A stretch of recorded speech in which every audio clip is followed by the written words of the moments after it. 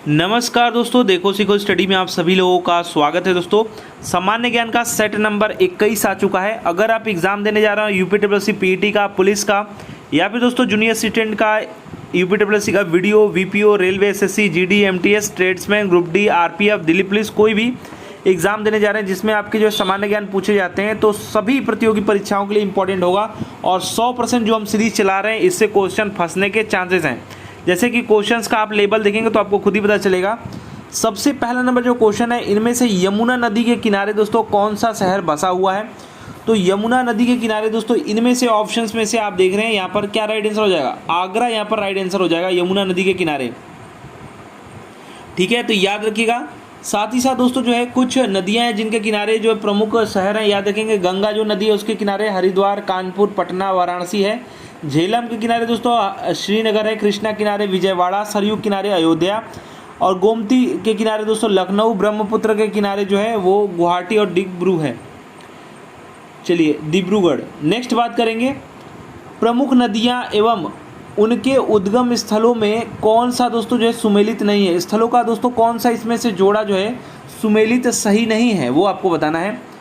तो यहाँ पर अगर देखिए तो सतलुज दोस्तों जो है ये राकस ताल से निकलता है, बिल्कुल ये सही है। झेलम दोस्तों जो है ये शेषनाग से निकलता है, ये भी ठीक है। कावेरी दोस्तों जो है ब्रह्मगिरी से निकलता है। लेकिन नर्मदा की बात किया जाए तो ये अमरकंटक से निकलता है। कहाँ से? अमरकंटक से दोस्तों निकलता है। इसका उद्गम स्थल जो है ये है। गंगोत्री जो है गंगा जी निकलती है वहाँ से, गोमुख से। ठीक है, तो यही जो है आपका सुमेलित नहीं है। नेक्स्ट बात करेंगे। नेक्स्ट क्वेश्चन है, कृषि उत्पादों की आपूर्ति प्रायः क्या होती है? तो कृषि उत्पादों की जो आपूर्ति होती है वो प्रायः बेलोचदार होती है। बेलोचदार, तो बी इसका राइट आंसर हो जाएगा, याद रखिएगा।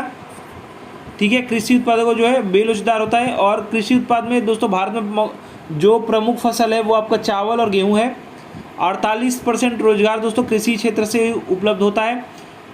और दोस्तों बात किया जाए तो जो आयातित जो हैं वस्तुएं उसमें खनन तेल और सबसे अधिक मात्रा में अधिक जो है मुद्रा इसी में लगता है।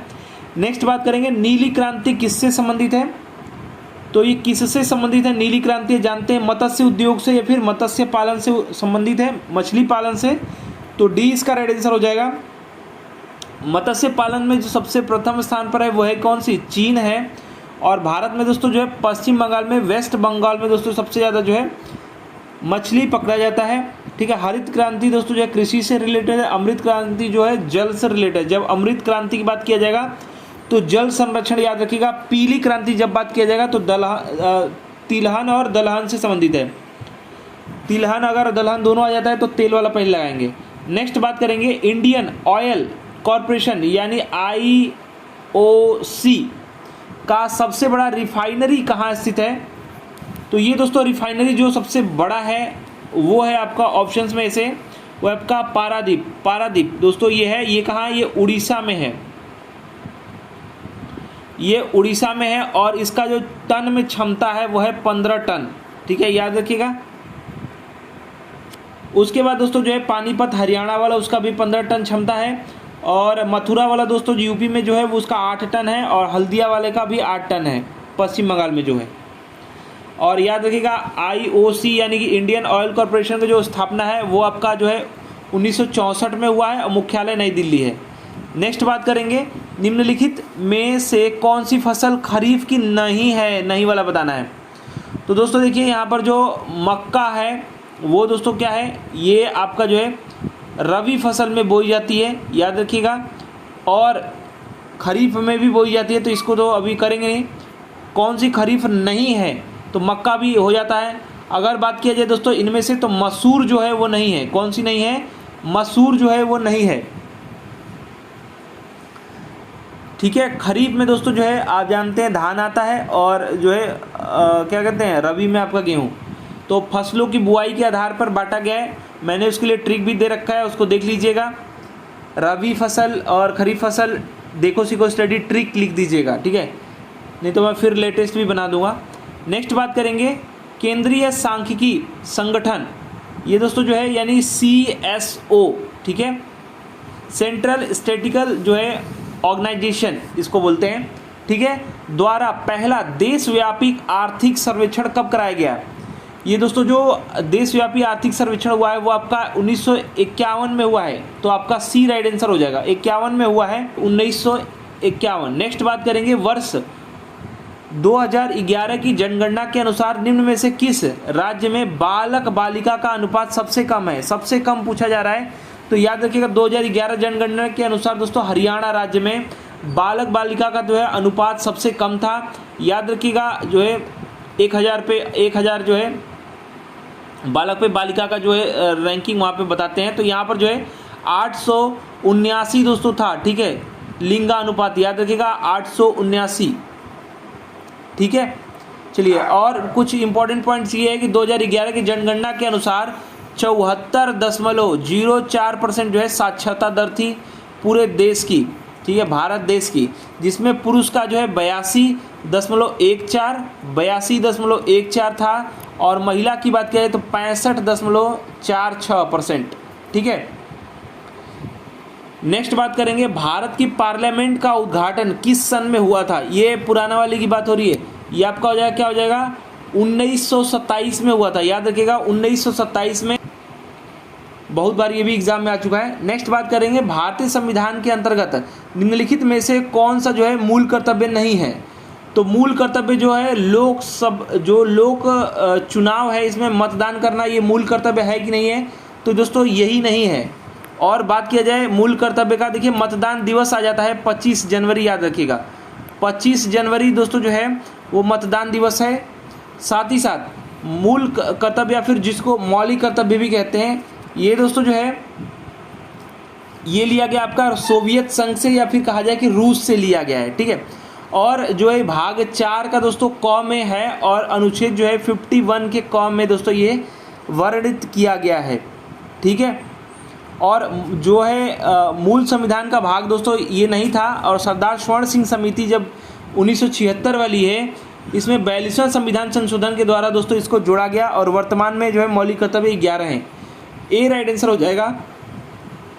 नेक्स्ट बात करेंगे, धन विधेयक भारतीय संविधान के किस अनुच्छेद में परिभाषित है? तो याद रखिएगा धन विधेयक दोस्तों जो है 110 में परिभाषित है, अनुच्छेद 110 में, मनी बिल जिसको कहते हैं, ठीक है। साथ ही साथ दोस्तों याद रखिएगा लोकसभा अध्यक्ष दोस्तों ये निर्णय करता है कि कोई भी जो विधेयक धन विधेयक है कि नहीं, अंतिम इन्हीं का जो है निर्णय होता है। 110 अनुच्छेद याद रखेंगे। नेक्स्ट बात करेंगे, निम्न अनुच्छेदों में से कौन एक राज्य सरकार को ग्राम पंचायत को गठित करने के लिए निर्देशित करता है? मैंने कौन से अनुच्छेद में बोला गया है? याद रखिएगा नीति निर्देशक तत्वों का ये मतलब या फिर सिद्धांत का ये भाग है, भाग 4। और दोस्तों जो है इसमें दोस्तों जो है 36 से लेकर के अनुच्छेद आपके 51 तक वर्णन है, और भाग 4 है ये, ठीक है। और 40 जो कहता है वो क्या कहता है, राज्य सरकार को दोस्तों ग्राम पंचायत को गठित करने का निर्देश देता है। साथ ही साथ कुछ इंपॉर्टेंट पॉइंट्स हैं, जैसे कि आपको याद रखना है कि अनुच्छेद 32 जो है ये मौलिक अधिकारों के जो संवैधानिक उपचार हैं इससे रिलेटेड है। इसी के तहत दोस्तों जो है सुप्रीम कोर्ट हमारे जो है मौलिक अच्छा करता है। साथ ही साथ दोस्तों जो है 48 जो आपका दिया है ये भी याद रखेंगे, जो है कृषि के विकास के जो है उसका विकास करना, कृषि का संवर्धन करना, विकास करना, और भारवाहक एवं जो दुधारू पशु हैं इनके संरक्षण की बात इसमें किया गया है। साथ ही साथ 51 याद रखेंगे, 51 दोस्तों जो है अंतर्राष्ट्रीय शांति, सद्भावना और विकास में सहयोग देने के लिए बोला गया है। तो ये सब आप जो है अनुच्छेद सभी याद रख लेंगे, क्योंकि एग्जाम में कोई भी पूछा जा सकता है।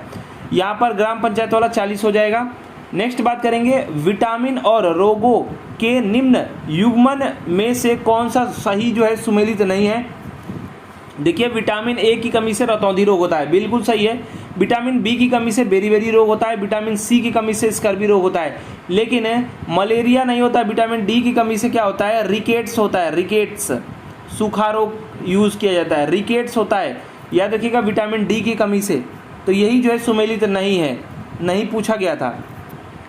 चलिए नेक्स्ट बात करेंगे, इको मार्क जो है किसी उत्पाद पर दिए गए इस प्रमाणन का चिन्ह होता है क्योंकि वह उत्पाद, देखिए इको मतलब क्या होता है, इको फ्रेंडली बोलते हैं ना, तो वही है पर्यावरण की दृष्टि से अच्छा है, तो पर्यावरणीय दृष्टि अनुकूल है, तो इको फ्रेंडली बोलते हैं ना, तो वही है, इको मार्क लगाते हैं, ठीक है।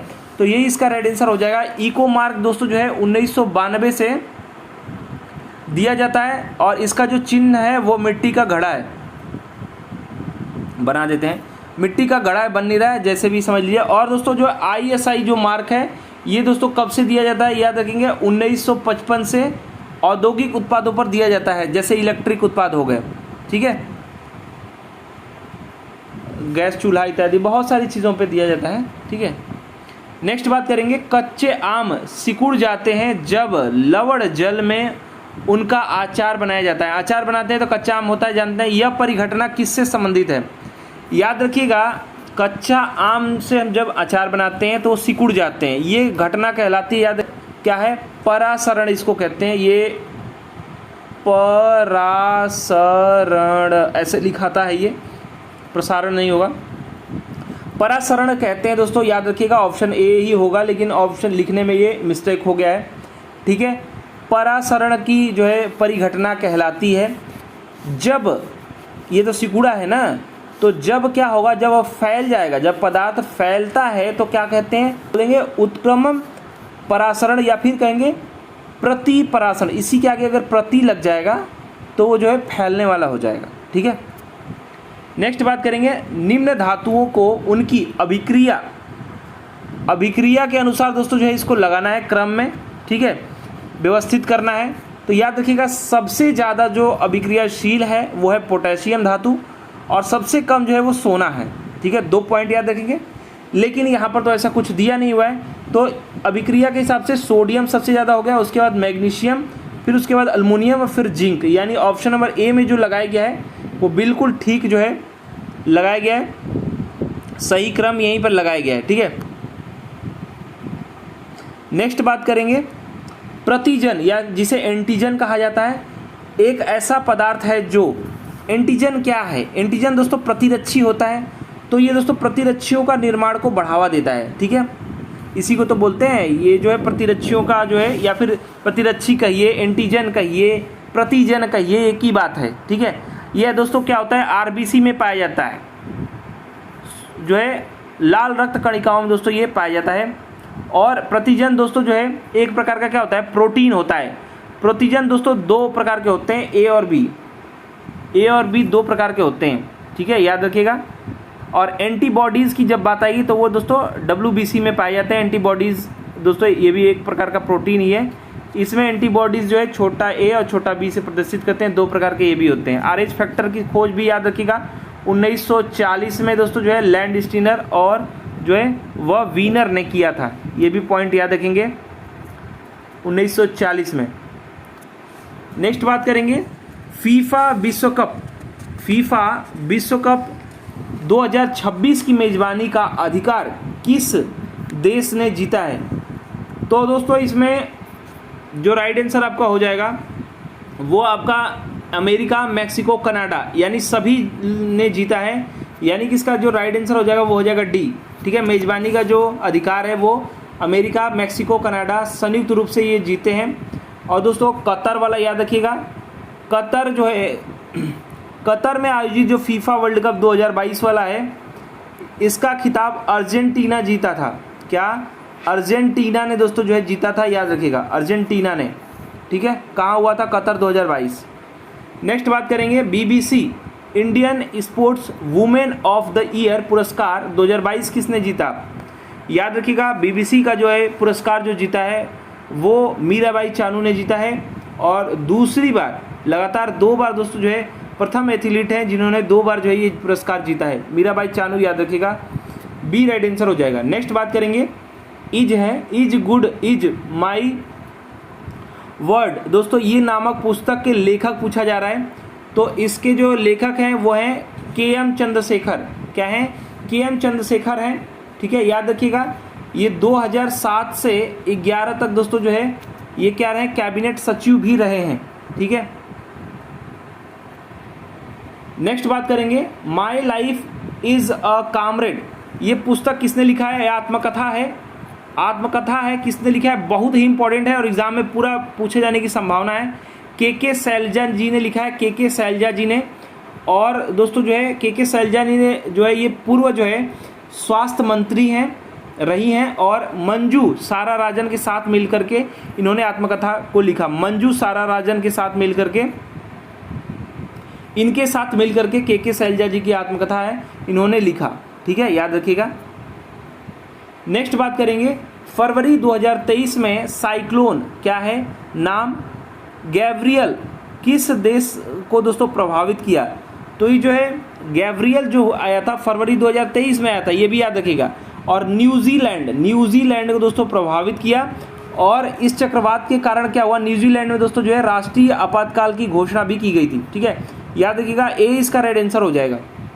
नेक्स्ट बात करेंगे, अंतर्राष्ट्रीय वन दिवस के अवसर पर टिकली गांव हरियाणा में किसने अरावली ग्रीन वॉल परियोजना का शुभारंभ किया? याद रखिएगा, टिकली गांव में हरियाणा के किसने अरावली जो है ग्रीन वॉल परियोजना का शुभारंभ किया? याद रखिएगा, भूपेंद्र यादव जी ने शुरू किया है। किसने? भूपेंद्र यादव। यानी कि राइट आंसर आपका क्या हो जाएगा? बी यहाँ पर राइट आंसर हो जाएगा। ठीक है दोस्तों, इस परियोजना के तहत क्या है, जो भी अरावली पहाड़ी है इसके आसपास 5 किमी तक क्षेत्र को हरा भरा बनाना है। ठीक है, याद रखिएगा ये भी 5 किमी तक। नेक्स्ट बात करेंगे, किस वर्ष तक पूरे भारत में डॉपलर वेदर रडार, ये रडार है, नेटवर्क से जोड़ने की घोषणा की गई है? तो 2025 तक दोस्तों जो है रडार से जोड़ने की घोषणा किया गया है। ठीक है, डॉपलर जो है वेदर रडार से, वेदर है यानी ये मौसम को बताने के लिए दोस्तों, ये क्या, ये दोस्तों जो है ये भारत में पहला जो डॉपलर वेदर रडार था वो दोस्तों जो है 2005 में कहाँ पर, चेन्नई में दोस्तों जो है लगाया गया। ये दोस्तों रडार क्या करता है, ये 400 किमी तक दोस्तों जो क्षेत्र है इसमें जो मौसमी बदलाव है इसकी जानकारी देता है। 400 किमी तक दोस्तों ये दे देता है। तो 2025 तक दोस्तों लक्ष्य रखा गया जोड़ने का। नेक्स्ट बात करेंगे, जनवरी 2023 में जो है रेलवे बोर्ड के नए अध्यक्ष और सीईओ कौन बने हैं? बहुत ही इंपॉर्टेंट है। साथ ही साथ कमेंट बॉक्स में आप सभी लोग जो है रेल मंत्री का नाम भी लिखेंगे। तो याद रखिएगा, अनिल कुमार लाहौटी जी दोस्तों बने हैं। ठीक है, नए अध्यक्ष और सीईओ याद रखिएगा। ये दोस्तों जो है 1984 बैच के दोस्तों रेलवे सर्विस ऑफ इंजीनियर्स के दोस्तों अधिकारी हैं। ठीक है, याद रखिएगा, सी इसका राइट आंसर हो जाएगा। तो देखिए दोस्तों, ये आपका 21 नंबर प्रैक्टिस सेट था सामान्य ज्ञान का। आशा करते हैं दोस्तों कि हमारा प्रयास, हमारा वीडियो पसंद आएगा। वीडियो को अधिक से अधिक लाइक कीजिएगा, शेयर कीजिएगा। ऐसे ही प्रैक्टिस सेट को सॉल्व करने के लिए इस चैनल को सब्सक्राइब करके बेल आइकन को ऑन कर दीजिए। हमारा वीडियो देखने के लिए आप सभी लोगों का बहुत बहुत धन्यवाद। Please like and share. धन्यवाद।